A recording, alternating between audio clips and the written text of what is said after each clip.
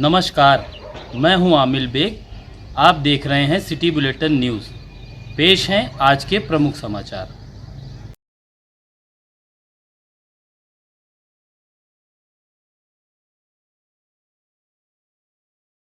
Dogra regiment के जवानों का एक सराहनीय कार्य सामने आया है। बता दें कि अभियान चला करके डोगरा के जवानों ने 4 ऊंटों की जान बचाई। ये चारों ऊंट अयोध्या के गुप्तार घाट क्षेत्र में नदी के उस पार विचरण करते हुए दलदल में जाकर फंस गए थे। जैसे ही इसका पूरी घटना ब्रिगेडियर रंजीव सिंह को मिली, उन्होंने सर्च ऑपरेशन चला करके चारों ऊंटों की जान बचाने का सराहनीय काम किया। ब्रिगेडियर रंजीव सिंह और उनकी पूरी टीम इस अभियान में लगी रही और ऊंटों को बाहर निकाला गया।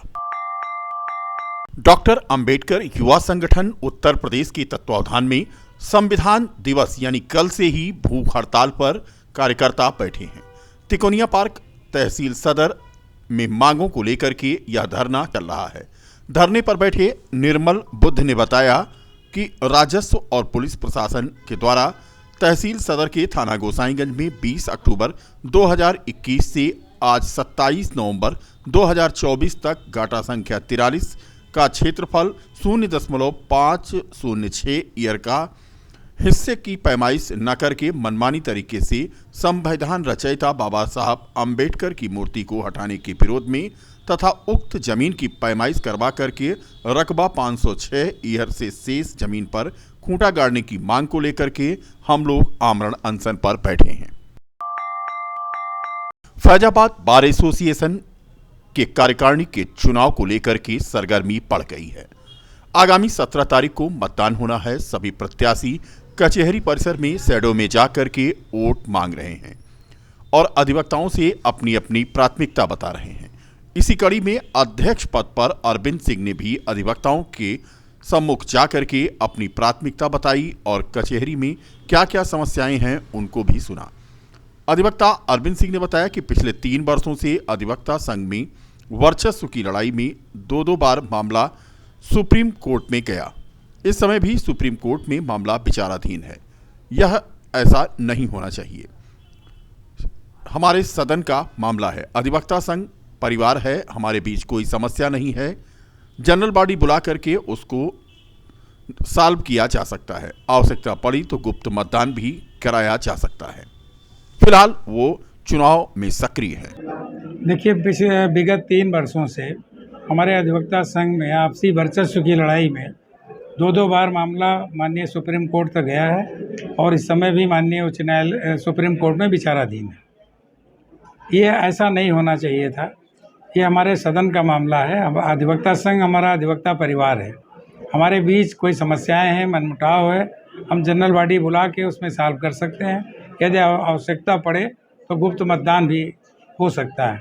वो न करा के इसमें जो हमारे संघ की जो मूल समस्याएं, जो उद्देश्य है संघ को बनाने का, वो उद्देश्य सफल नहीं हो पा रहा है। जैसे मैं आपको बता दूं कि विगत 2.5 वर्षों से कम 50 से अधिक अधिवक्ता मृतक हो गए हैं। उनके परिवार को कोई सहायता नहीं दी गई है। हमारे कई अधिवक्ता अस्पतालों में भर्ती हैं, उनको मेडिकल क्लेम नहीं मिल पा रहा है। ये बड़ी समस्याएं हैं जिनका निराकरण बहुत आवश्यक है, जो समय पर नहीं किया गया।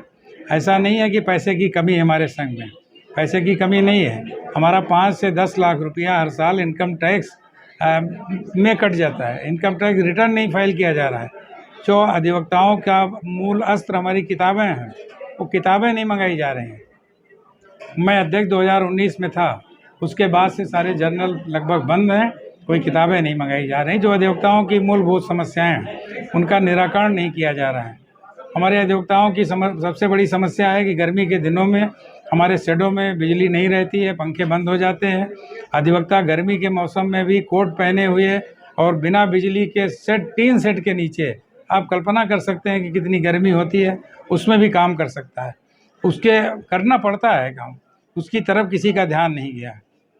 मेरा विचार है, मेरी सांसद अवधेश प्रसाद जी से बात भी हो गई है कि अगर हमें मौका मिला तो उन्होंने कहा कि हम सोलर पावर की व्यवस्था करा देंगे, पूरी कचहरी में बिजली न जाए तो पूरे सारे पंखे चलेंगे, सारी सुविधाएं रहेंगी।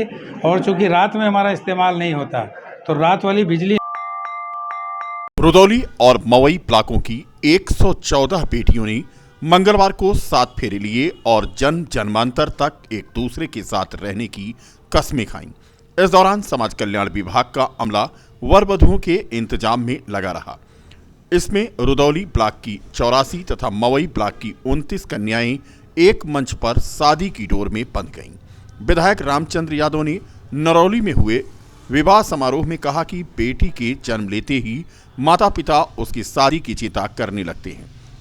वे इसके लिए पाई पाई जोड़ने लगते हैं। गरीबों की इसी चिंता को मुख्यमंत्री आदित्यनाथ योगी ने जान और समझ करके मुख्यमंत्री सामूहिक विवाह योजना बनाई। इसके माध्यम से कोई भी गरीब पुत्री का विवाह भव्य कार्यक्रम में कर सकता है। गरीबों को जमींदारों और सेठ साहूकारों के आगे हाथ फैलाने से मुक्ति मिली है। इस मौके पर शीतला प्रसाद शुक्ला, तेज तिवारी, गन्ना समिति गनौली के चेयरमैन निर्मल शर्मा, राम भवन रावत आदि मौजूद थे। बता दें कि कार्यक्रम के दौरान 114 जोड़े शादी के बंधन में बंधे। सभी को विधायक रामचंद्र यादव ने आशीर्वाद प्रदान किया। सरकार का एक सबसे गरीब कल्याण का जुड़ा कार्यक्रम मुख्यमंत्री सामूहिक विवाह योजना, उसका भव्य और दिव्य आयोजन रुदौली विधानसभा क्षेत्र के श्री कृष्णा आरटीएस कॉलेज के प्रांगण में हुआ है। यहाँ पर 114 नव दंपतियों ने अपनी नई पारी की शुरुआत की है।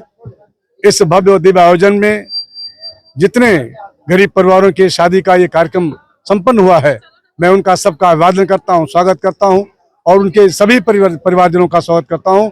और यहाँ पर जितने भी शादी में शिरकत करने वाले मेहमान हैं, उनका भी मैं बहुत स्वागत अभिनंदन करता हूँ और अभिनंदन करता हूँ उत्तर प्रदेश सरकार के माननीय मुख्यमंत्री जी का, उत्तर प्रदेश के माननीय मुख्यमंत्री जी का, जिनकी विशेष योजना से आज हम लोग अपने रुदौली विधानसभा क्षेत्र में तमाम बेटियों की शादी का कार्यक्रम संपन्न कर पाए हैं। आज के इस अवसर पर देश और प्रदेश सरकारों की जो हमारी गरीब कल्याण की योजनाएं हैं, खासतौर से भारत के प्रधानमंत्री जी की जो एक सोच है कि अपने देश में हर हाल में गरीबों का उत्थान हो। हमारी माताएं, बहनें, बेटियां जो समाज के एक लंबे दिनों के दौर में उपेक्षित थी, उन बहनों को, उन बेटियों को, माताओं को एक अच्छा जीवन जीने का अवसर मिले, इसके लिए उन्होंने माताओं बहनों के नाम से बहुत सारी गरीब कल्याण की योजनाएं चलाई हैं। उसका फायदा हम लोग रुदौली विधानसभा क्षेत्र में अपने गरीब माताओं, बहनों, बेटियों को दे रहे हैं और लगातार आज हम सभी लोगों ने संकल्प लिया है। यह आज संविधान भारतीय किसान यूनियन अराजनैतिक के राष्ट्रीय अध्यक्ष के निर्देशानुसार बजाज ग्रुप द्वारा किसानों का गन्ना मूल्य बकाया न मिलने से हजारों किसान अयोध्या जनपद से 30 नवंबर को बजाज भवन लखनऊ कूच करेंगे।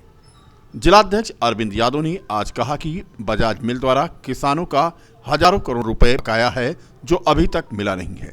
चीनी मिल चल रही है, इसीलिए 30 तारीख को लखनऊ में बजाज ग्रुप को घेरने का काम भारतीय किसान यूनियन अराजनैतिक के कार्यकर्ता करेंगे। उन्होंने कहा कि किसानों का पैसा सालों साल, महीनों महीनों नहीं दिया जा रहा है। राष्ट्रीय अध्यक्ष ने कई बार बजाज मिल वालों को पत्र भी भेजा, लेकिन कोई कार्रवाई नहीं हुई। 30 तारीख को हम लोगों का कार्यक्रम है। बजाज मिल द्वारा किसानों का हजारों करोड़ रुपया बकाया है जो अभी तक मिला नहीं है। चीनी मिल चल गई है, इसलिए हम लोग 30 तारीख को लखनऊ में बजाज ग्रुप को घेरने का काम करेंगे और अयोध्या जनपद में हजारों किसान अयोध्या जनपद से लखनऊ कूच करेंगे, बजाज ग्रुप को घेरेंगे। जो हम लोगों किसानों का पैसा, मेहनत की कमाई का पैसा आज तक सालों साल हो जा रहा है, ग्रुप द्वारा नहीं दिया जा रहा है।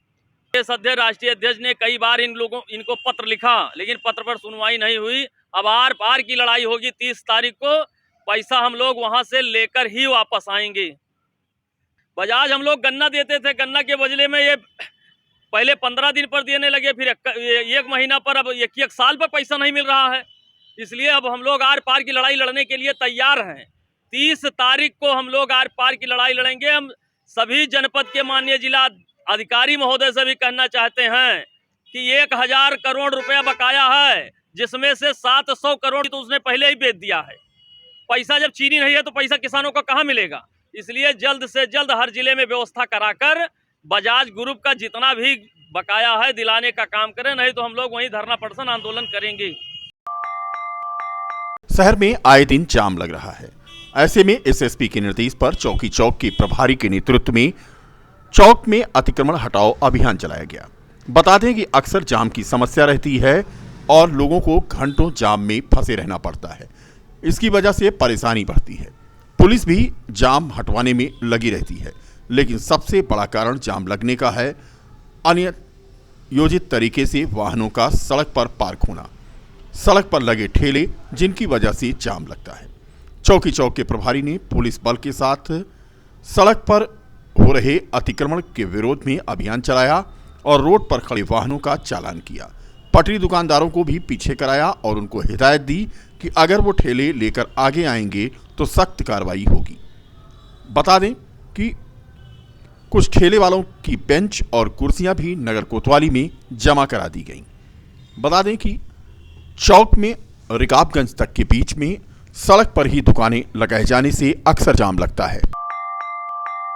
सुल्तानपुर के मनीराम तिवारी के आवास पर चल रही श्रीमद् भागवत कथा के विश्राम दिवस पर श्री अयोध्या धाम से पधारे आचार्य बसंत शुक्ला ने सुदामा चरित्र परीक्षित मोक्ष की कथा बहुत ही मार्मिक ढंग से वर्णित किया।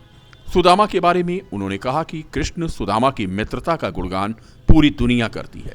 सुदामा गरीब थे, अपने परिवार का भरपेट भोजन भी नहीं करा पाते थे।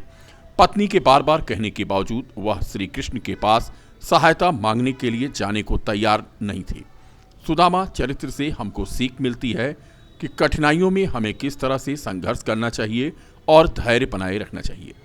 बुरे दिन में परेशान होकर भी सुदामा श्री कृष्ण के पास मदद मांगने जाने को तैयार नहीं हुए। कृष्ण और सुदामा का प्रेम यानी सच्ची मित्रता यही थी कि उन्होंने सुदामा को अपने से भी ज्यादा धनवान बना दिया। दोस्ती के इसी नेक इरादे को लोग उनकी मित्रता की मिसाल देते हैं। बता दें कि कथा के दौरान परीक्षित मोक्ष भगवान सुखदेव की विदाई का वर्णन किया गया। मनीराम तिवारी के आवास पर आयोजित कार्यक्रम में भाजपा नेता राम महेश, संदीप तिवारी, अमरीश, अवनीश सहित अन्य ग्रामीण मौजूद रहे।